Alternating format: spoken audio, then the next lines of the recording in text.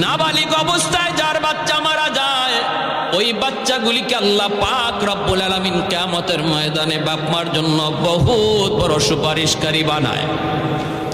বাচ্চাগুলি আল্লাহর কাছে ডাক দেয়া কয়, মালিক, ও মালিক, তুমি আমারে দুনিয়াতে পাঠাইছো, পাঠানোর সময় আমার মা কত কষ্ট করছেন, জান বের হয়ে যায় অবস্থা।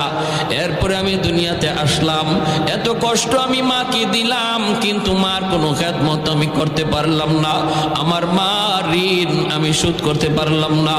আল্লাহ, আজ যদি তুমি আমাকে জান্নাতে দিতে চাও, আমার মা বাবা সারা জান্নাতে যাইবো না, হয় আমারে বাপ মার সাথে জাহান্নামে দিয়ে দাও, হয় আমাকে আমার বাপ মার সাথে জাহান্নামে দিয়ে দাও। রব্বুল আলামিন তখন বলে, বান্দারে, আমি আল্লাহর আদত হচ্ছে জাহান্নামীকে জান্নাতে দেওয়া, কিন্তু